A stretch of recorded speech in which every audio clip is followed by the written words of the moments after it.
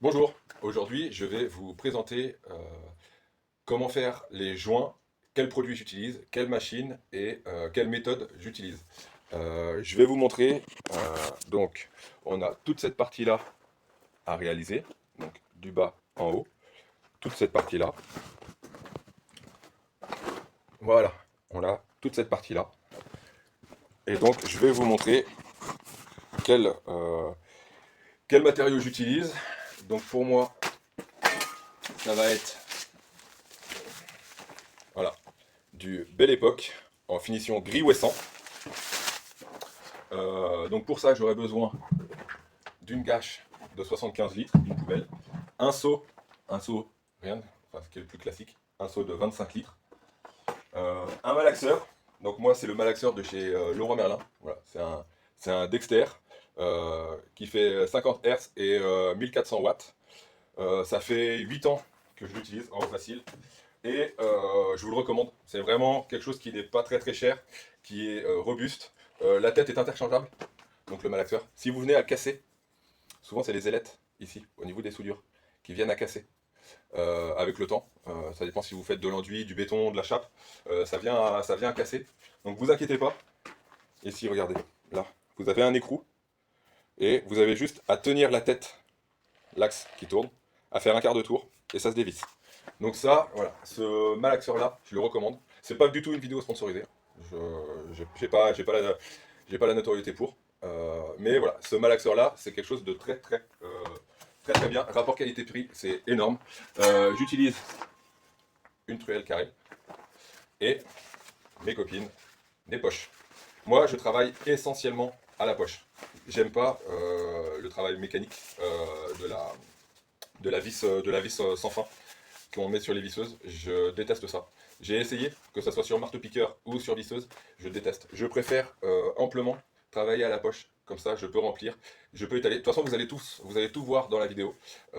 Donc, on commence. Je vais changer l'orientation de la caméra et puis on se retrouve pour la préparation.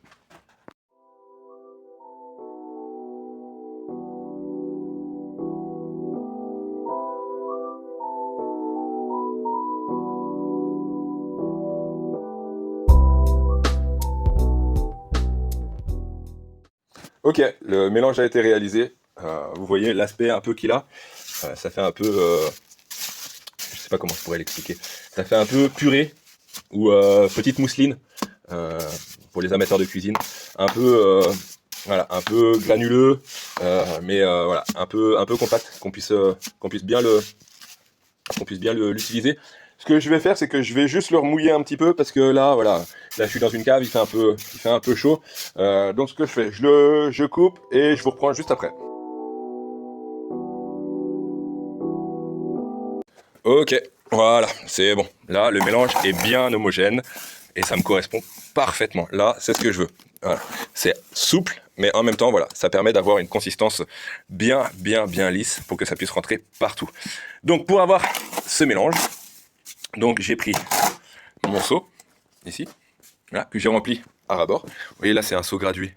Là. Donc, moi, je le mets à neuf, ici. Là, je le mets dans ma bassine. Je prends un sac complet. Voilà, sac complet de 25 kg, que pareil, je mets dedans. Je mélange. Et je rajoute ensuite, un quart d'eau. Donc là, voilà, c'est gradué. Là, on est arrivé au 4, j'ai mis jusqu'au 7. Et j'ai mis jusqu'au 7, mais en partant du 9. Là, hop, je suis allé jusque là. Et ensuite, j'ai repris un sac. Et je suis à, je vais dire, un quart. Trois quarts de sac. Trois quarts de sac pour avoir une gâche, une bonne gâche pour au moins pouvoir faire, je pense, au moins la moitié du mur. Et ensuite, rattaquer sur toute cette partie-là. Donc voilà. Je vous souhaite un bon visionnage et on se dit à tout à l'heure pour le rendu final.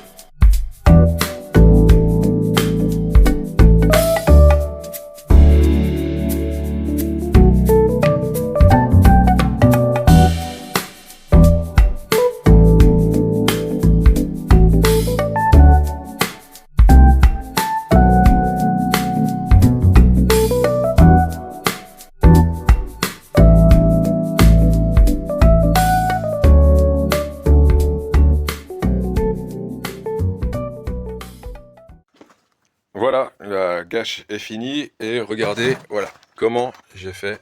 Donc tout à la main, tout à la poche. Et regardez, je laisse un petit bourrelet. Alors, je ne sais pas si on va pouvoir bien voir. Je laisse un petit bourrelet en fait entre le joint, enfin entre les pierres.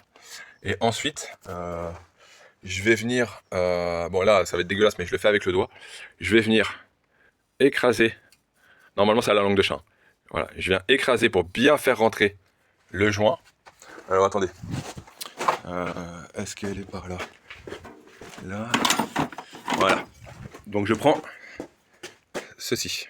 Voilà, c'est une langue de chat. Et voilà, je viens resserrer le joint. Bon là c'est encore un peu frais, donc ça évapore partout. Mais voilà à peu près. Voilà, je viens tout écraser pour avoir voilà, cet aspect complètement lisse. Là, là, je viens bien fermer. Je viens refermer le joint tout autour de la pierre. Donc que ça soit par le bas, sur les côtés et sur le haut. Voilà. Ça, c'est ce qu'on appelle resserrer les joints. Toc. Voilà. Voilà. Ça, c'est un resserrage complet. Et dites-vous qu'il faut le faire partout, partout. Il ne faut pas oublier un endroit.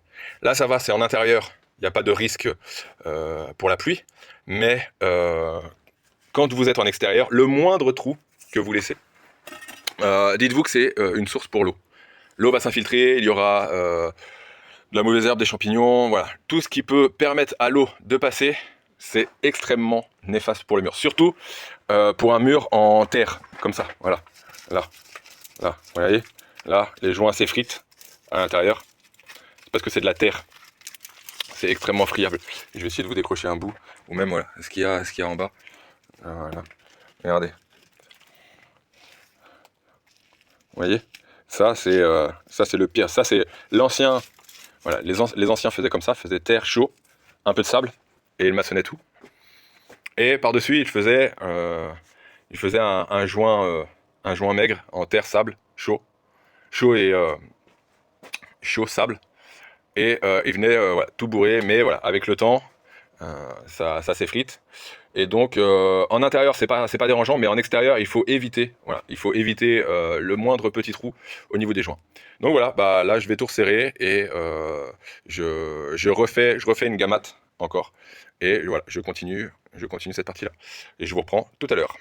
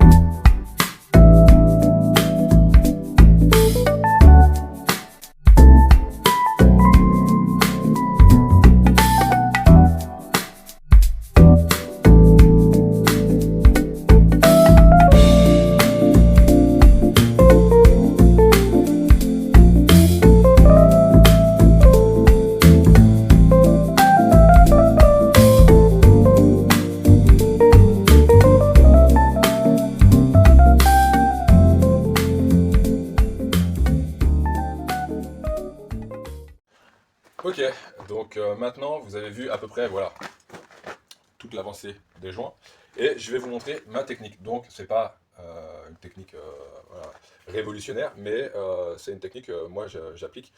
Étant donné que je suis gaucher, Donc c'est-à-dire que je presse de la main gauche et je dirige de la main droite. Voilà ce que ça fait. Donc je vais me baser ici sur cette partie-là. Et donc voilà ce que ça fait. Je prends, j'appuie et je dirige. Une fois que le boudin est fait, là, j'ai de la marge. Je fais un quart de tour et je continue. Je presse et je dirige. Si vous êtes droitier, ça veut dire que la main droite appuie. C'est exactement pareil. Je prends,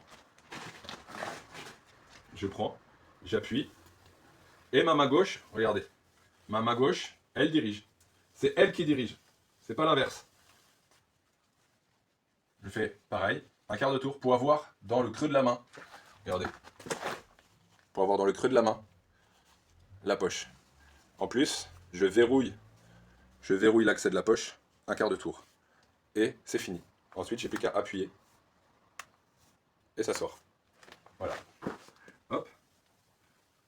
Et ensuite, on avance tranquillement. De la main gauche, exactement pareil. Là. Alors moi, j'aime bien travailler comme ça. Je fais un rond. Je viens serrer, verrouiller. Et ensuite, main droite et index sur la poche. Comme ça, je fais une pression. Regardez. Intérieur, extérieur. Comme ça me permet de travailler beaucoup plus rapidement. Je fais une double pression, mais ça marche exactement aussi de la main droite. La main droite, je verrouille, main gauche, là, coup à droite, coup à gauche. Voilà, j'ai plus du tout produit. Mais voilà, vous savez à peu près comment moi j'utilise la poche et pour faire. Voilà. Donc là j'ai fait une petite zone, mais c'est exactement pareil pour la grande zone et pour l'autre zone que j'ai fait là-bas. Donc voilà, moi je vais continuer à faire les joints.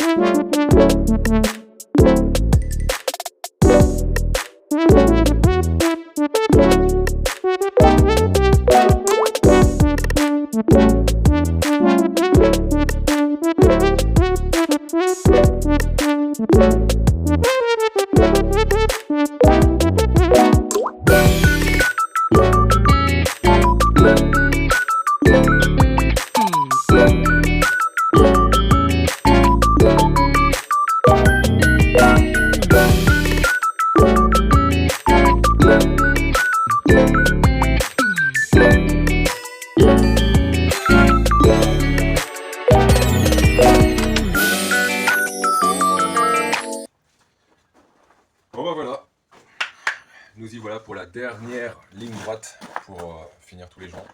C'est le moment de se munir d'une brosse, d'une balayette. Alors moi c'est une balayette pour les enduits, pour la colle à carrelage, enfin pas la colle à carrelage, la colle à tapisser. Donc voilà, on brosse et après on passe un petit coup de balayette. Je coupe, je vous fais un petit accéléré et puis je vous reprends juste après pour vous dire la fin.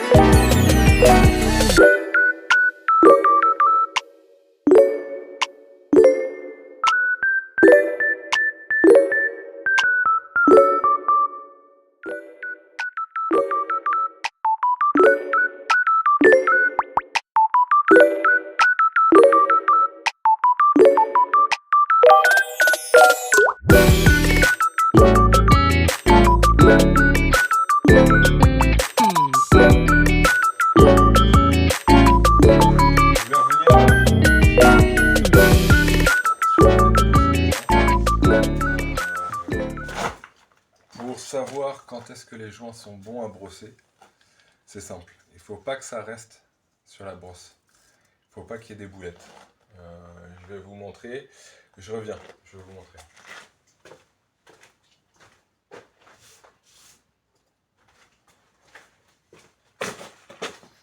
Là, j'en ai brossé qui n'était pas du tout sec. Vous voyez, ça fait des pâtés. Et donc, du coup, tout le long de la vidéo, vous m'avez vu faire ça.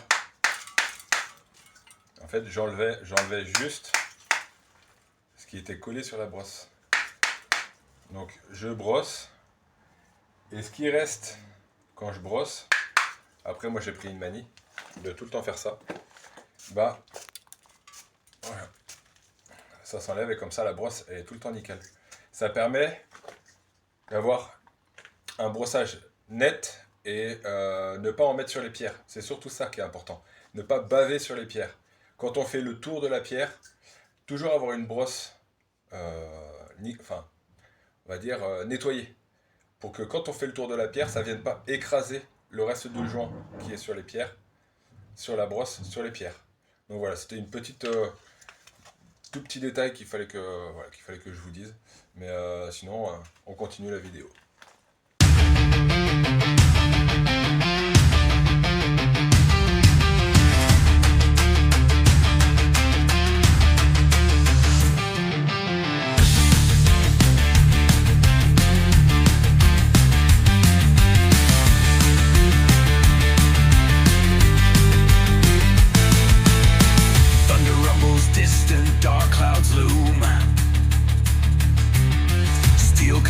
Twilight echoes boom.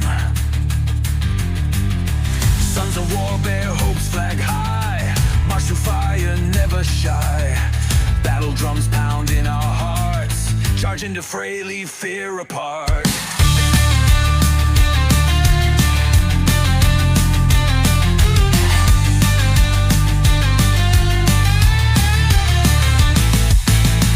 Bullets rain, yet we stand strong.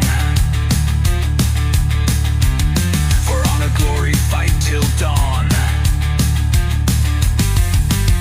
A battlefield where legends birth. Never back down, never earth. Blood stains ground, but we won't yield. Against odds, rise, claim our field. Wind blows, fierce through silent night. Grip weapons tight. Face comments wide. Our destinies stand as one. In endless battle shine like sun. Warriors of the sacred land. Fight last breath across the sand.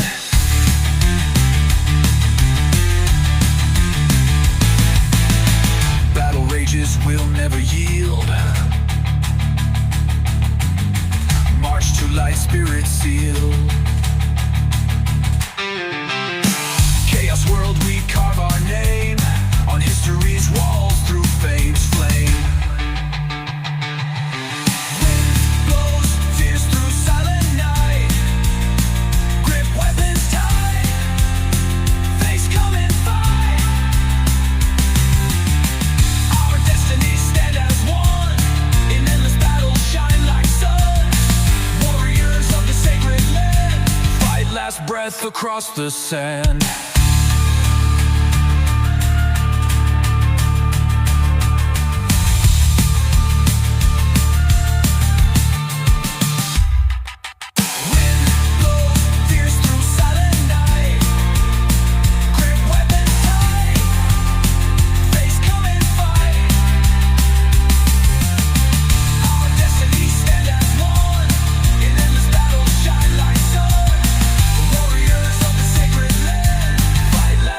Across the sand.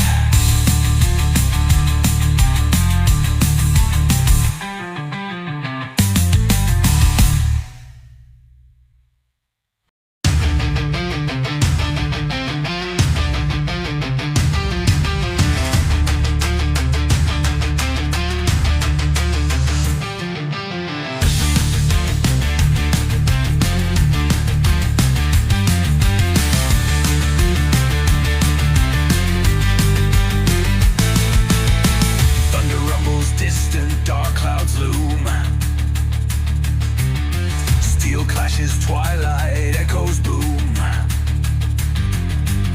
Sons of war bear hopes flag high. March through fire, never shy. Battle drums pound in our hearts. Charge into fray, leave fear apart.